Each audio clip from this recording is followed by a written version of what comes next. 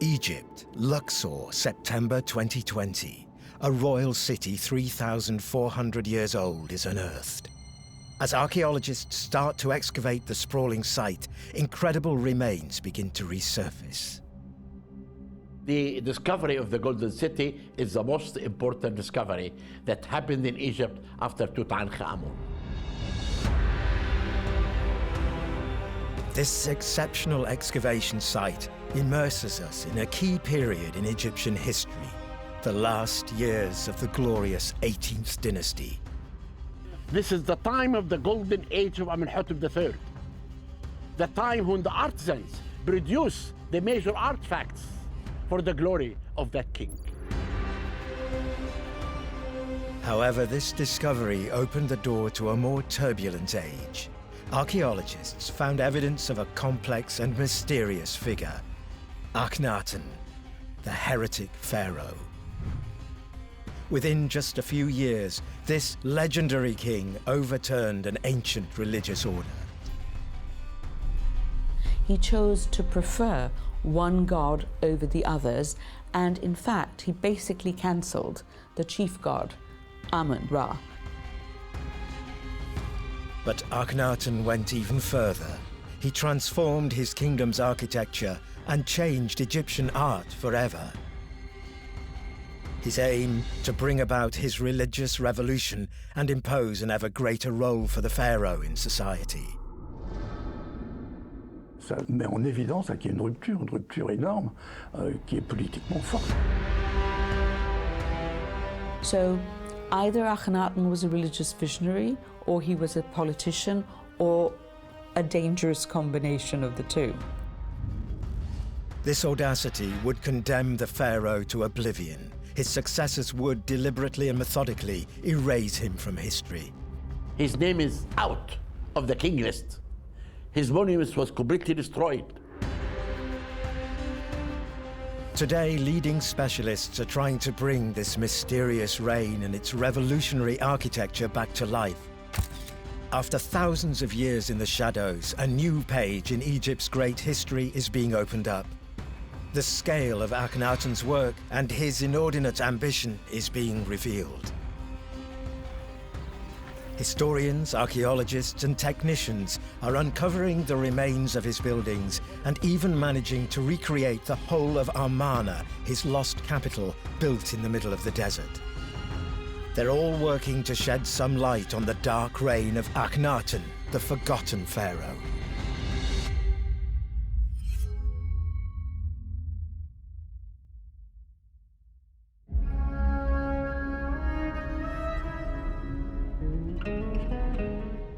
Ancient Egypt is without doubt the most important civilization that our planet has ever known.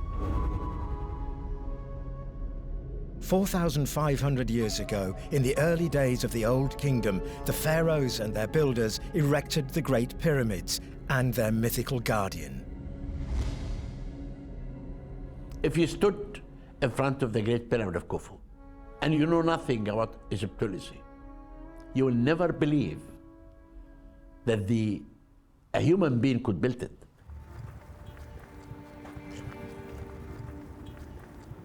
The constructions of the Giza Plateau are the first evidence of the incredible organization of Egyptian society. While working on these immense projects along the Nile, the Egyptians became masters in the art of irrigation, farming, building, and administration.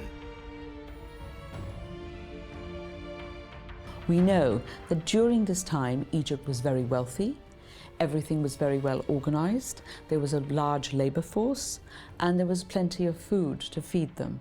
So clearly this was a time where things moved smoothly, swiftly, the country was economically solid, and the arts and crafts flourished. Over 3,000 years, the Nile civilization brought the art of construction to its highest level, invented one of the first writing systems, and produced a culture that would leave an indelible mark on humankind. At certain points in Egyptian history in the New Kingdom, it controlled all the land from Syria down into what is now Sudan. So it was a much bigger country. Through investigation, some periods of this great history are now well understood by Egyptologists. But some grey areas remain, periods about which information is scarce and where there is still a great deal to be learned.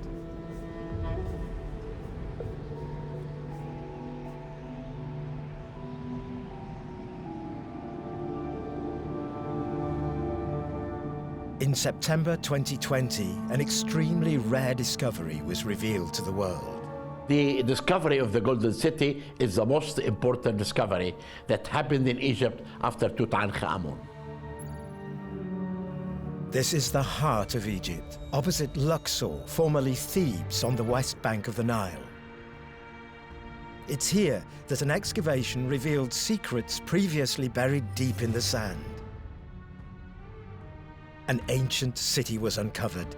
Its ruins had been incredibly well preserved. This city was kept alive, like what you see, under the sand for 300 years, until we came to reveal the secrets of the sand. We owe this discovery to the renowned Egyptologist Dr. Zahi Hawass. For decades, he has been exploring the dunes and rocks of Egypt, searching for the secrets hidden beneath them. You know, major discoveries in Egypt actually happened by accident. This is one of them. No one really thought that this city could exist. And this is why the discovery of this city, it's a surprise. It was a lost city.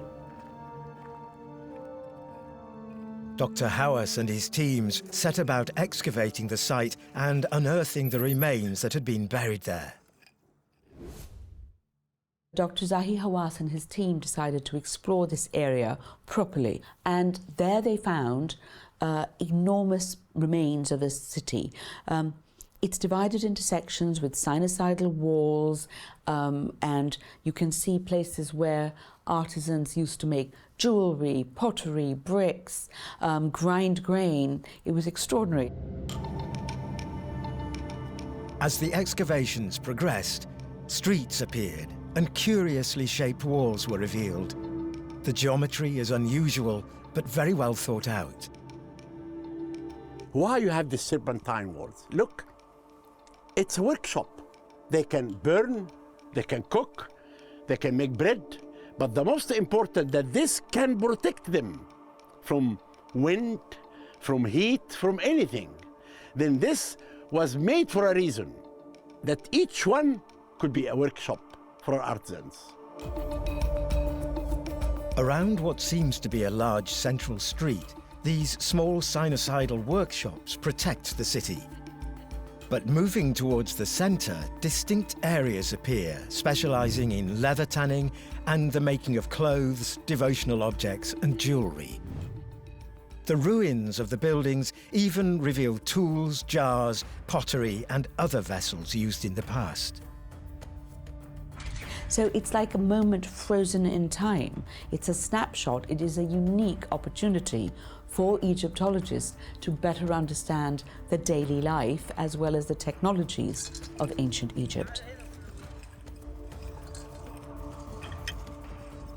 Actually, we know a lot about temples and tombs, but we know very little about the people who made this civilization. And this is why the city can tell us for the first time about the artisans, about the people who made this great civilization. These ruins are all the more precious as they tell us about one of the greatest golden ages Egypt has ever known. So great, in fact, that this metropolis emerging from the sands has been named the Golden City. This Golden City is related to Amenhotep III, who was one of Egypt's great rulers of the New Kingdom. And we know this because there are a lot of inscribed objects mentioning this king's name.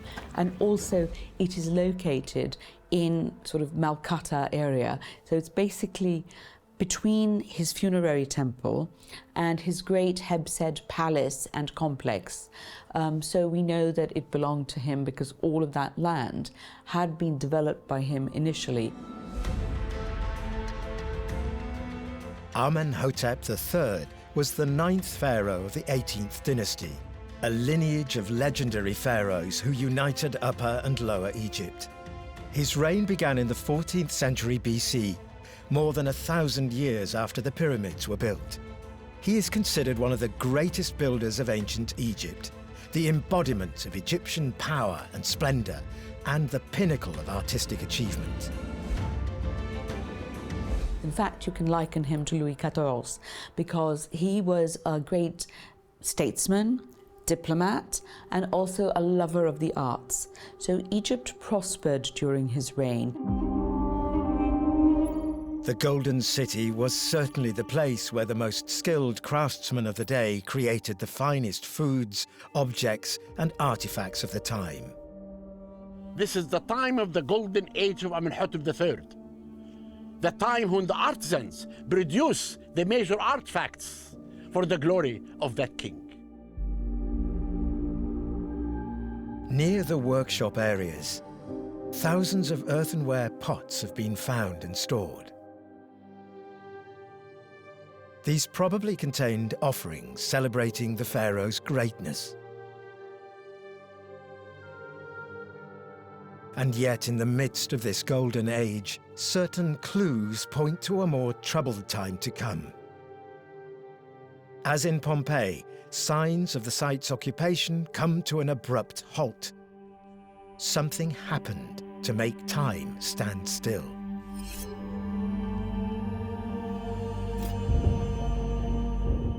Around 1352 BC, after reigning for 38 years, Amenhotep III died.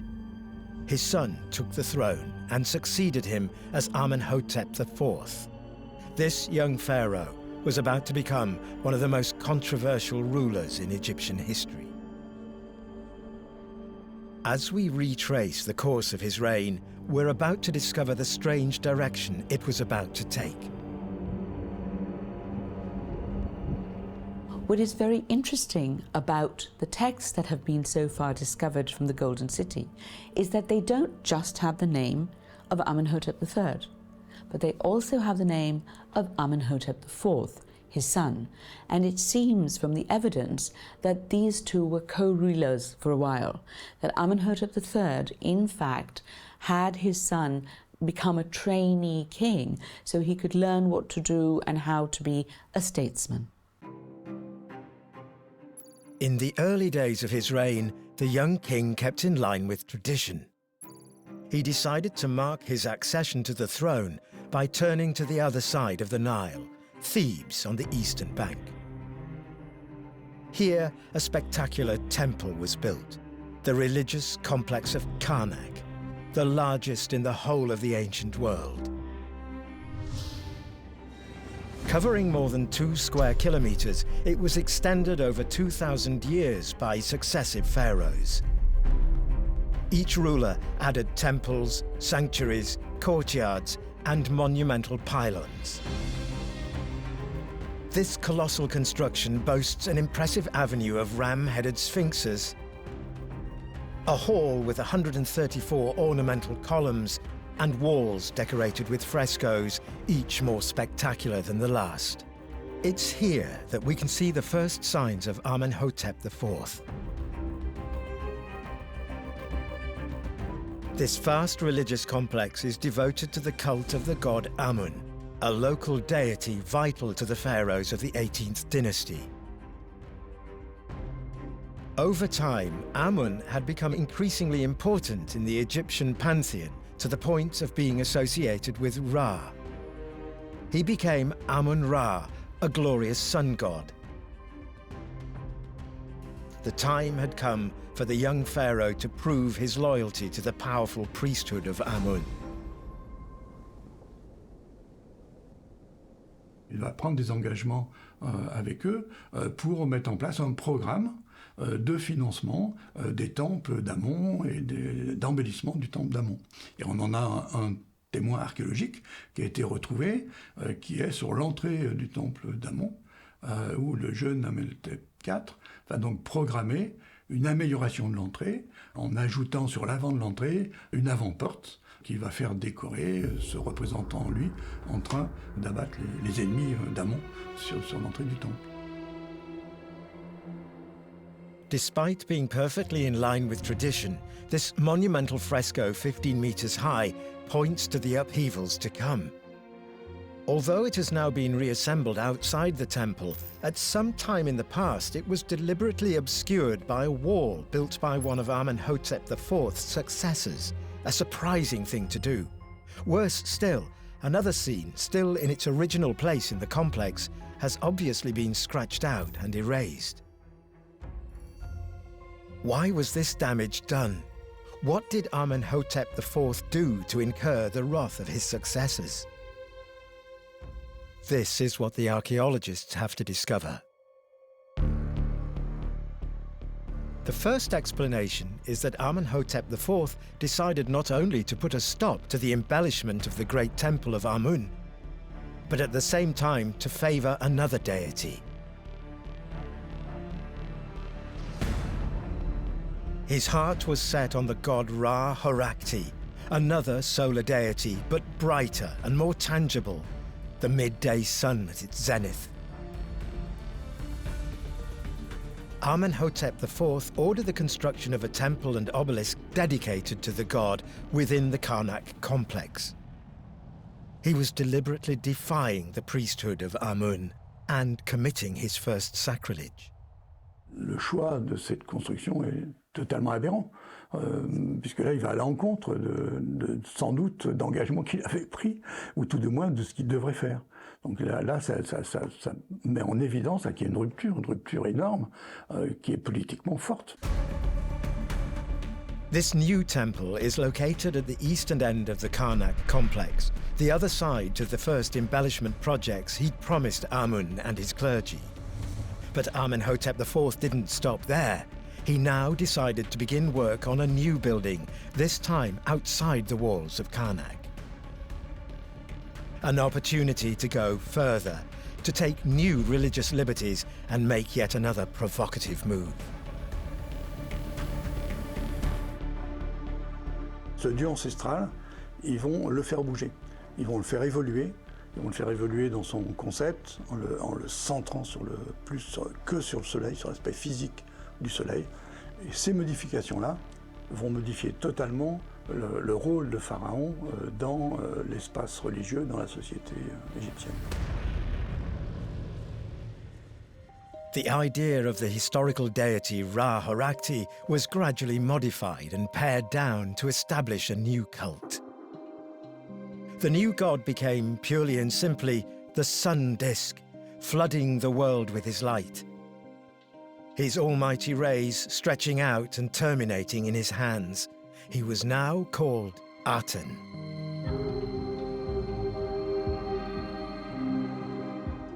Amenhotep IV gave Aten an increasingly important and to many heretical place. Egypt had many gods. And when Amenhotep IV came to the throne, this was the case. But he chose to be something that is called a henotheist. He chose to prefer one god over the others, and in fact, he basically cancelled the chief god, Amun-Ra.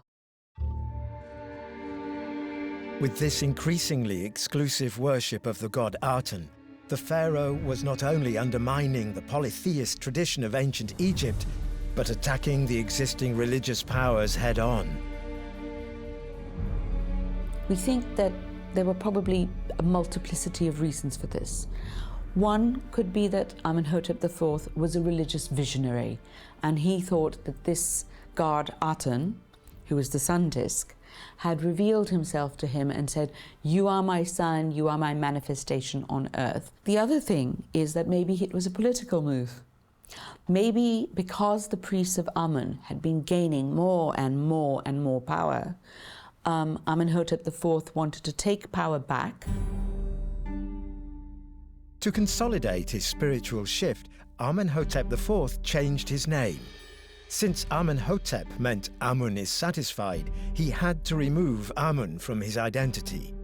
From then on, every trace of him that's been found refers to him as he who is beneficial to the Aten, the famous Akhenaten. The new cult of Aten would be very closely linked to the pharaoh himself, and his contemporaries were in for some surprises. Il va devenir, lui, la preuve tangible de la divinité sur Terre. Il devient l'hypostase divine et il remplace la statue de culte. Il devient une émanation divine. To find out more, we have to look at the new temple that Akhenaten ordered to be built. This edifice would be the first great symbol of his religious revolution. But today, almost no trace of it remains. His successors methodically dismantled it. A new challenge for the scientists. Egyptologist Robert Vernier has set himself the task of bringing Akhenaten's key work back to life. One of his favorite tools is 3D reconstruction. He's created a research structure where engineers and scientists can work together to bring the past alive. On est là vraiment pour faire le lien entre la pensée d'un chercheur, des chercheurs, arriver à la matérialiser, à la virtualiser, à la mettre dans l'ordinateur, à la mettre en 3D. Nous, on va essayer de questionner pour arriver à construire tout ça. C'est ça notre rôle.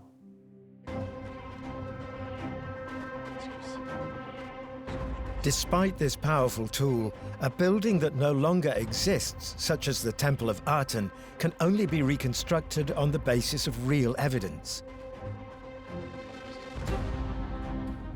Archaeological remains that have to be found in the field. In Karnak, Akhenaten's successors, who couldn't bear to see the god Amun offended, disassembled the temple stone by stone as soon as his reign was over. But paradoxically, the destruction of the building has proved to be advantageous to the modern-day archaeologists. The stones of the temple were later used for other constructions.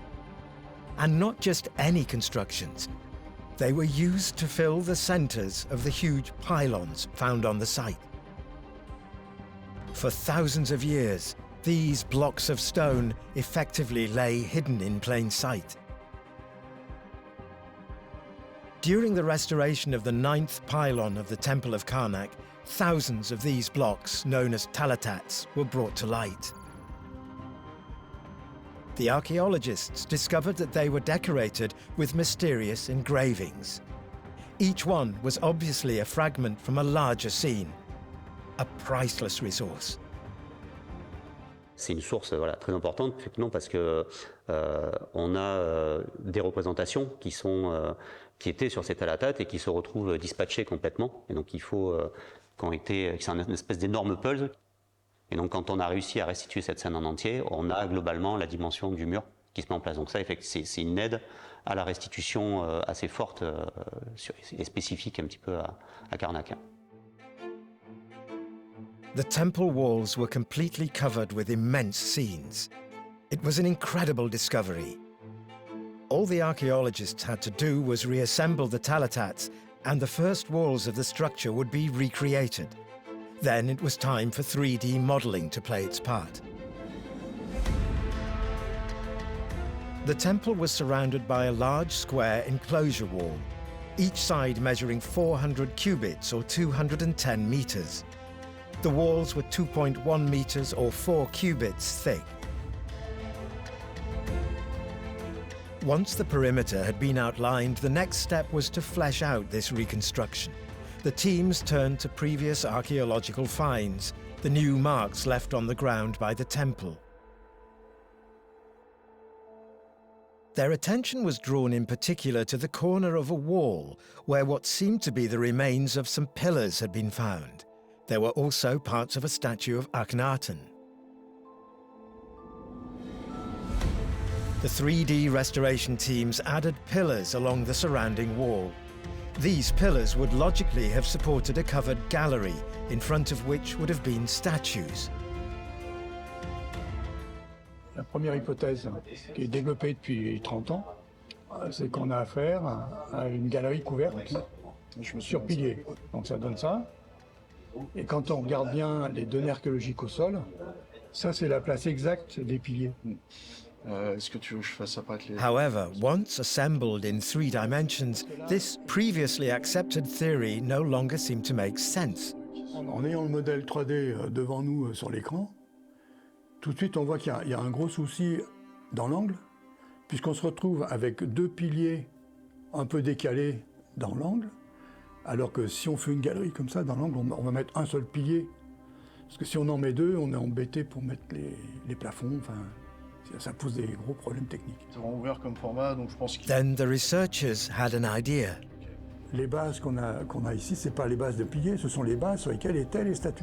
Et en fin de compte, c'est pas une galerie couverte sur piliers, c'est simplement un mur, et devant le mur, il y a toute une série de sculptures sur des socles. C'est pour ça qu'on en a 2 dans l'angle. On a des statues qui partent d'un côté et des statues de l'autre. Eh bien ça, on n'aurait pas eu le modèle, on ne pouvait pas arriver à cette conclusion. In the light of this new analysis, the 3D reconstruction was modified. The ceilings were removed, and the bases, which were thought to have supported pillars, now supported the statues. This change may seem like a minor detail, but it's highly significant. Akhenaten was further immersing himself in his own radical personality cult, and had started to change the architectural norms of his time. This direction taken by the pharaoh was about to be confirmed by new clues.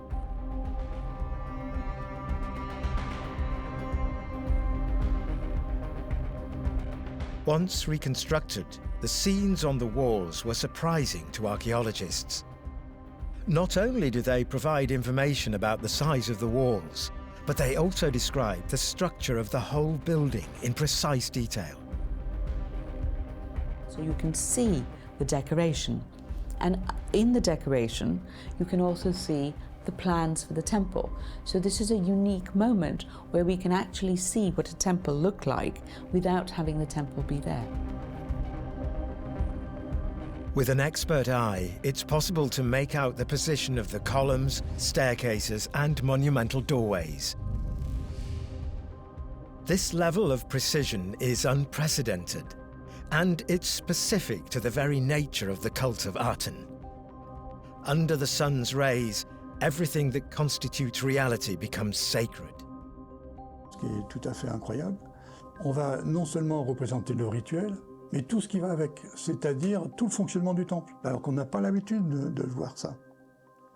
Et là, on a une information précieuse qui nous arrive à travers ces blocs. Alors heureusement qu'on en a récupéré quelques milliers, parce que tout serait disparu, là, ça aurait été dramatique pour la compréhension de l'époque.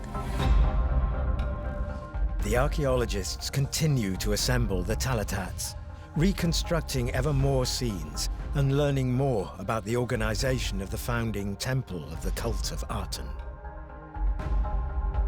This work enables us to visualize the temple's size, its pathways, doors, halls, and sanctuaries. As the reconstruction of the frescoes progresses, one feature seems to recur with striking regularity. Each of the scenes is flooded by sunlight.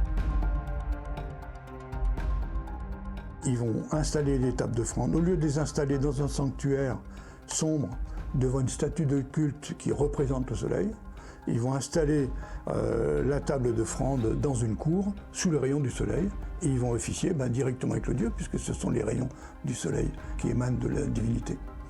Et ils ont le culot de faire ça. C'est-à-dire qu'à partir d'un moment, ils vont construire que des cours. Il n'y a plus de toit. The very first temple dedicated to Aten finally takes shape before our eyes, and with it, a new style of architecture. Light lines without ceilings, breaking from tradition and making the construction process faster. A revolution in keeping with the speed of the changes that Akhenaten was imposing on society.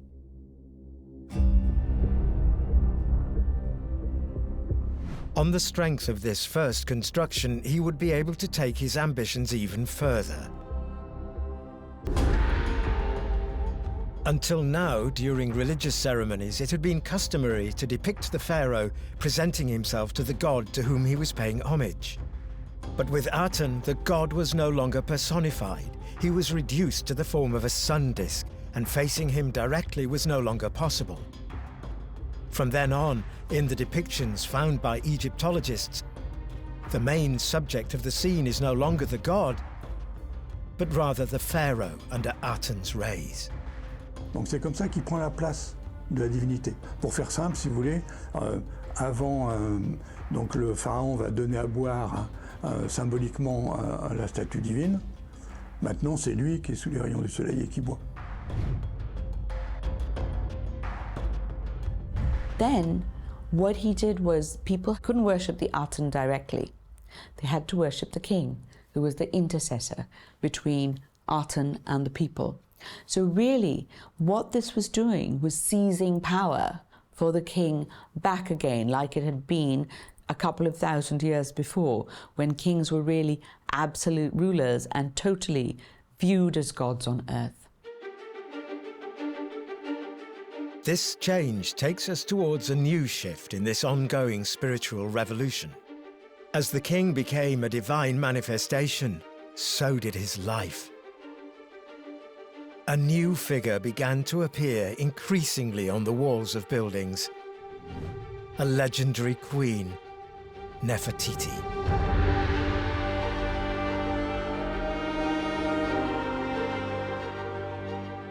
One of the most beautiful women from ancient Egypt, as seen in the modern day, was Nefertiti.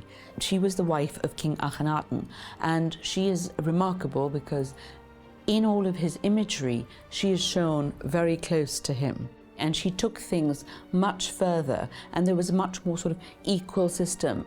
And maybe there was sort of the male and the female to create the entity as a whole, which was an idea that the ancient Egyptian royals had. But Akhenaten and Nefertiti really pushed the boundaries of this. Nefertiti's political and religious role was so important that at some point she was undoubtedly elevated to the level of co-pharaoh, ensuring the regency of the kingdom alongside Akhenaten. The king and queen consolidated themselves in this almost divine role and nurtured a new ambition. Having established a new style of architecture and developed their own cult, they now wanted to liberate themselves once and for all from the existing religious power. Akhenaten set out in search of a new location in which to fulfill his spiritual and political vision.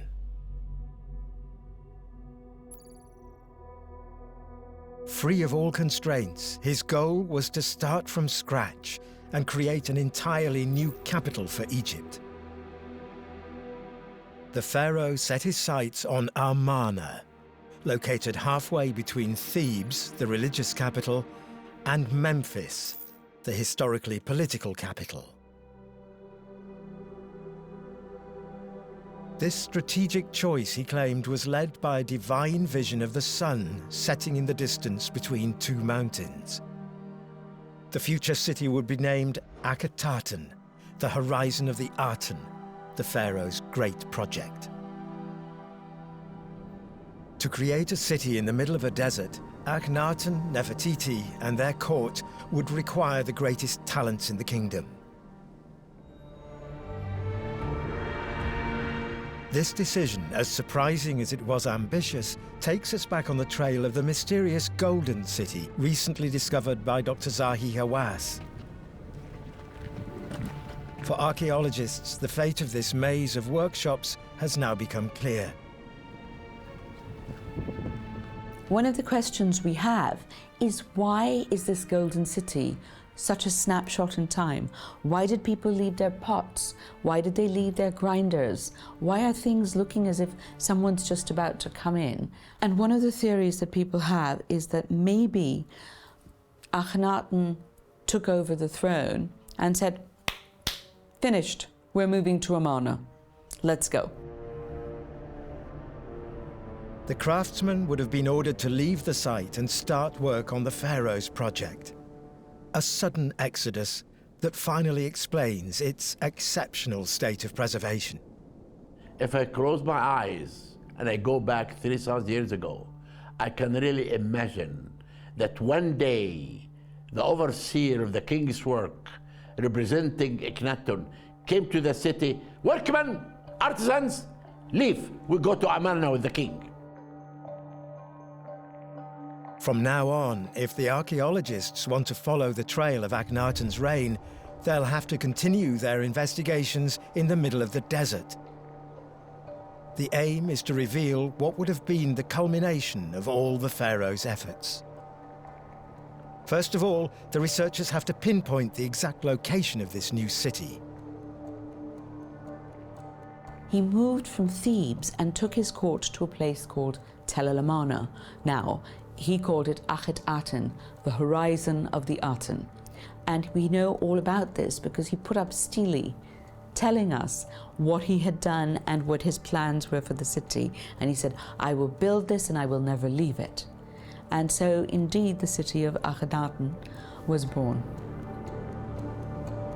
These monumental stelae not only outline the pharaoh's ambitions and intentions, they're interesting for another reason. They were arranged in such a way as to mark out the site. To date, 16 of these boundary stelae have been found. They delineate a large territory covering 300 square kilometers, stretching around the Nile. However, in the middle of this area, all the buildings of the city seem to have disappeared. Once again, Akhenaten left few clues behind.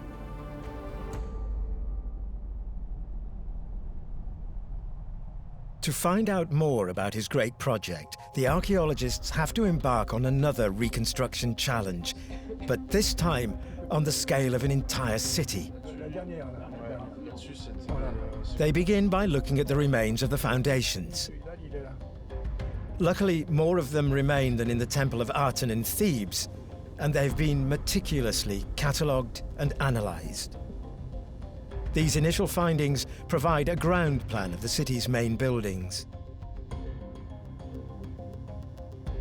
On va partir des relevés qui ont été faits ou des traces archéologiques, enfin d'un plan. Donc là, on va créer des volumes qui sont vraiment simplistes pour déjà poser les bases.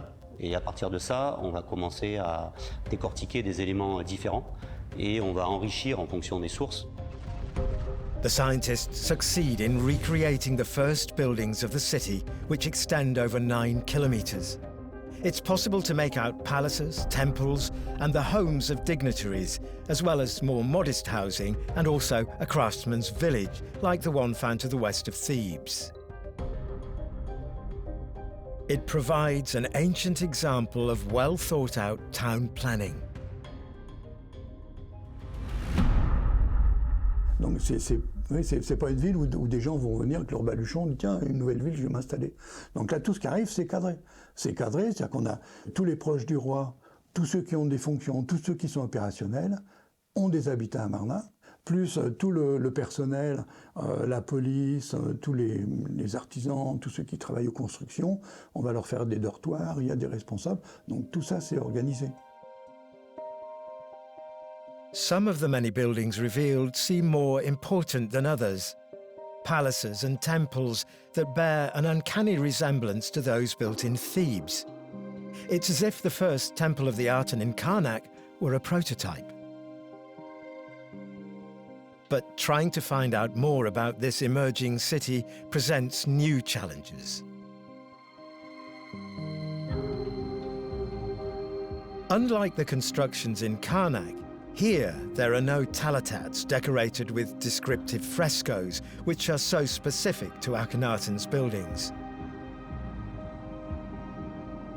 Fortunately, the scientists can turn to evidence that is just as precious.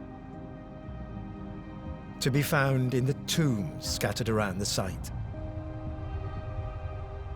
Donc on n'a pas les parois des temples, mais on a les parois des tombes. Alors il faut se méfier quand on va chercher les interprétations, c'est que dans les tombes, c'est pas la vie du roi, c'est la vie de la personne qui va être enterrée là. Et donc la personne se fait représenter de façon valorisante dans sa fonction. However subjective they may be, these images are an incredible source of information on the buildings of this lost city. Anyone able to read these frescoes will find that they contain complete plans of the buildings. The various architectural elements appear with astonishing clarity. For the archaeologists, it's finally possible to bring the legendary site of Amarna back to life. The different areas are defined and the city's epicenter takes shape. A great palace rises up with its outbuildings and ceremonial courtyards. It's surrounded by the small and great temples of Aten, the focus of a religion that was about to set the rhythm for life in this new capital. The grand design that Akhenaten had been working on since his accession to the throne of Egypt had finally become a reality. The cult of Aten was now firmly established in Egyptian society. But the revolution went further. Egyptologists have observed that it also had a major impact on the art of the time. The aim was to stick closely to reality, to honor the world that Aten was flooding with his light. Lines that were previously straight and rigid became more fluid, curved, and natural. The depictions of Akhenaten became increasingly sinuous and detailed. He has an elongated skull, longish chin, very narrow face, high cheekbones, eyes slightly slanted like this, a very thin neck, stoopy shoulders, a big belly, big hips, big thighs, very thin calves and spindly hands and feet. The depictions of Nefertiti also become increasingly detailed. In his workshop, the sculptor Thutmose produced a magnificent bust of the Queen, one of the greatest artistic masterpieces in the history of humankind. The art of Amarna is now considered a style in its own right. On va aller sur une expression figurative, mais qui va chercher un peu le naturel dans tout ça, sur la façon de graver. Et ce qui fait que c'est tellement particulier que ça marque l'art égyptien. On sait quand on voit une représentation si elle est avant Amarna ou après Amarna. Today, thanks to its instantly recognizable style, scientists are able to track down pieces made in Amarna's workshops scattered throughout the world's museums. One last chance to find out more about this city and the cultural revolution that shaped it.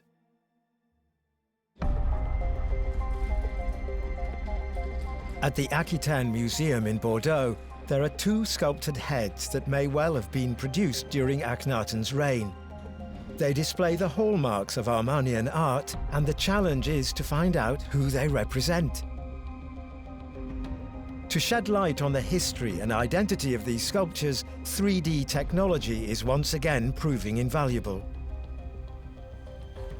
This time, it isn't about creation, but acquisition.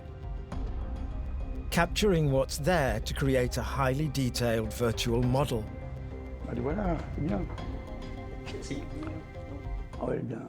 Donc du coup, il faut qu'on numérise l'avant, l'arrière, l'ensemble. L'ensemble, il vaut mieux, si possible, en très haute résolution. Voilà, ça roule. Très bien. The scientists will take hundreds of pictures, making sure they document the tiniest details, which are sometimes the most interesting. These will allow the complexity of Akhenaten's reign to be explored in even greater depth. Au niveau des modèles, il faut également avoir les cassures et donc peut-être d'anticiper sur des fragments qui sont peut-être dans les réserves à Karnak ou sur le musée du Caire. Every angle and facet is covered. The images are then located in space. Once aligned with each other, they will form an incredibly precise digital model. Ça va permettre d'avoir une vision différente aussi de celle qu'on a dans la réalité. parce qu'on va pouvoir par exemple bouger un éclairage de manière complètement fausse. Donc pour essayer de comprendre, on va pouvoir appliquer des filtres sur le modèle 3D pour essayer de faire apparaître des éléments ou des détails. Donc ça permet de manipuler et de voir des choses qu'on ne verrait pas dans la réalité en fait. After it's been reworked and refined, this 3D model will be made available to the scientific community. Everyone will then be free to manipulate it, dissect it, and put forward their own theories.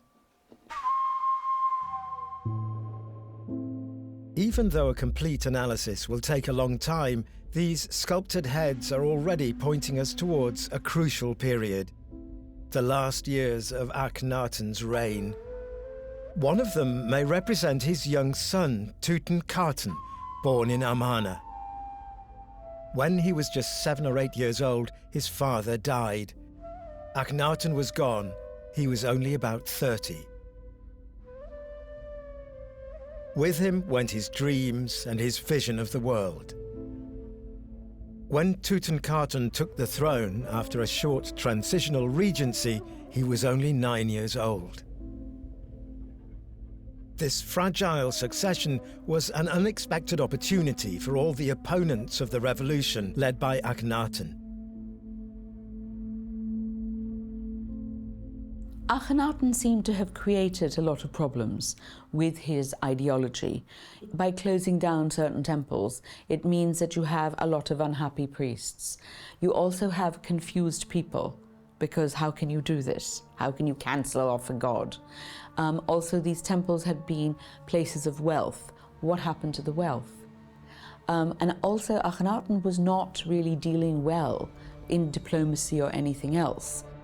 The members of the clergy and partisans of the former cult of Amun pressurized and manipulated the young heir in order to regain their power and restore a certain order. The new ruler was forced to return to Thebes, to the land of the god Amun, and changed his name. Tutankhaten became the pharaoh who would go down in history as Tutankhamun. In the years that followed, the drive for restoration would go even further. It was from this moment that Akhenaten came to be regarded as a heretic. His successors took steps to distance themselves from the whole Atenian adventure and did everything in their power to ensure that it was forgotten. Ce qui va être dramatique pour la connaissance de la période, eh bien, c'est qu'ils vont démonter tout ce que le roi avait fait, quoi. Toutes les constructions dédiées à Aten sont systématiquement démontées. Alors c'est facilement démontable, c'est Talatate, alors c'est facile. Les statues, ils sont cassées en 1000 morceaux pour réellement éradiquer toute trace d'Akhenaten sur la terre d'Égypte. After a reign of almost 20 years, death was not the worst sentence for the man who had done everything to make his mark on history. After he died, he was condemned to oblivion by his successors. Akhenaten spent his life shaking up the codes of his time. Within just a few years, he challenged the clergy of Amun, invented a new cult, developed his own style of architecture, and established a new capital for Egypt. Today, thanks to all these discoveries, a new period of history is being revealed to us. We know so much more about the solar cult of Aten that it's now possible to revise the image of this heretic pharaoh. In a way, what Akhenaten was doing was trying to go back to someone like the 4th dynasty, like King Khufu, where the power of the king was much more concrete and absolute. More than 1,000 years before Akhenaten, the first pharaohs, the builders of the pyramids, already had one objective in mind: to become true gods and associate themselves with the sun. The idea was revived shortly before the reign of Akhenaten in the days of his father, the powerful Amenhotep III, whose golden age proved to be increasingly prosperous, ambitious, and luminous.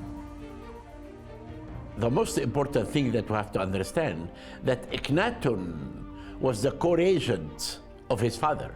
Then maybe his father taught him about Aten. You can see an increase in solarization. You can see an increase in the divinization of the living king. So either Akhenaten was a religious visionary, or he was a politician, or a dangerous combination of the two.